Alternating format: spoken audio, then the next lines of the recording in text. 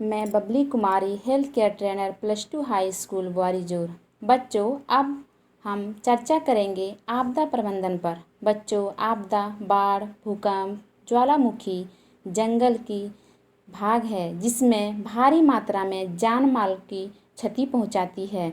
या हम कह सकते हैं कि जिस क्षेत्र में घटित दुर्घटना या गंभीर घटना जो प्राकृतिक रूप से हो या मानव जनित लापरवाही से जिसमें भारी मात्रा में जान माल तथा पर्यावरणीय नुकसान होती है।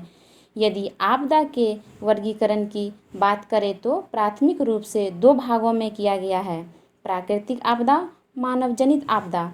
आपदा प्रबंधन एवं भूकंप व्यवस्था के अनुसार प्राकृतिक आपदा को 5 भागों में बांटा गया है। नंबर 1, भौगोलिक आपदा। इसमें भूगर्भीय प्रक्रिया द्वारा उत्पन्न हुई घटना सम्मिलित है, जैसे भूकंप, ज्वालामुखी आदि। दूसरी, जलीय आपदा। इसके अंतर्गत जलचक्र में परिवर्तन के कारण शामिल जलीय घटना है, जैसे बाढ़, भूस्खलन आदि। तीसरी में मौसमी आपदा। इसके अंतर्गत साइक्लोन, टर्नेडो, कोल्ड वेव, तेज वर्षा आदि शामिल है। चौथा में जलवायु आपदा। इसके अंतर्गत सूखा, जंगल की आग, बहुत तेज सर्दी एवं गर्मी, ग्लेशियर का पिघलना आदि। पांचवा में जैविक आपदा। इसके अंतर्गत बैक्टीरिया, वायरस, पैरासाइट एवं फंगल आदि में फैलाने वाली बीमारियों को रखा गया है। बच्चों, अब मानव जनित आपदा के बारे में बात करते हैं। मानव जनित आपदा के प्रमुख कारणों में तेजी से बढ़ती जनसंख्या, तीव्र शहरीकरण और औद्योगिकरण शामिल हैं। इसके अंतर्गत औद्योगिक दुर्घटना, परिवहन दुर्घटना, इमारतों का गिरना, आग, आयल, माइन फ्लाइंग, परमाणु बम का गिरना आदि शामिल है। बच्चों, इन सभी आपदाओं को देखते हुए इसमें बचने के लिए आपदा प्रबंधन की आवश्यकता होती है। आपदा प्रबंधन समिति ने वर्ष 2000 में एक रिपोर्ट में कहा था कि आपदा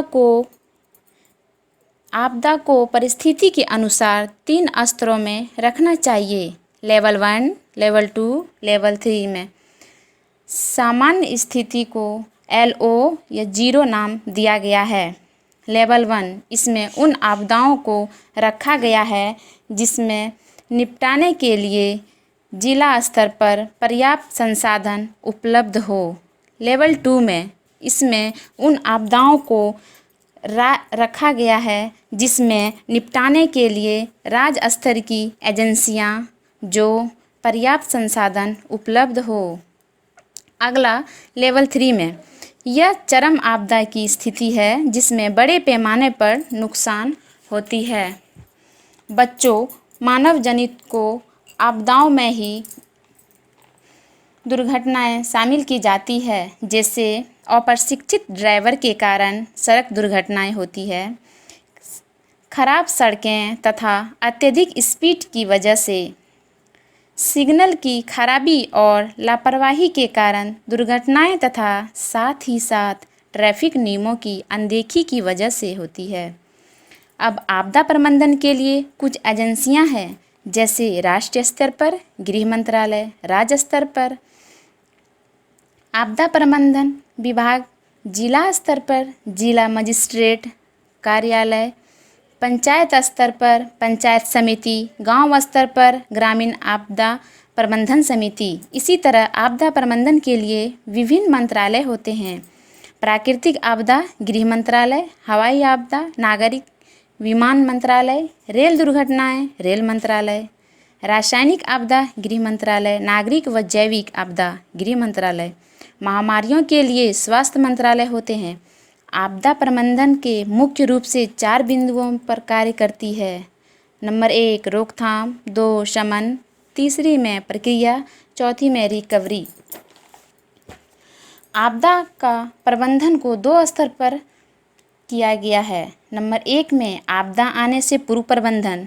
इसमें रणनीति एवं आपदा के प्रभाव को कम करने के उपाय शामिल हैं। नीतियां बनाते वक्त उपलब्ध संसाधनों, भूमि उपयोग आदि को ध्यान में रखना। स्कूल एवं कॉलेज स्तर पर आपदा प्रबंधन की शिक्षा की ज़रूरत। दूसरा में आपदा आने के बाद प्रबंधन, इसमें 3 M यानी मनी, मैन पावर और मटेरियल की उपलब्धियां शामिल हैं। संचार, सूचना एवं वार्निंग सिस्टम के प्रयोग में शीघ्रता, मीडिया के माध्यम से सभी जगह सूचना का संचार, वैक्सीन एवं दवाइयाँ की उपलब्धता सुनिश्चित करना चाहिए। धन्यवाद बच्चों।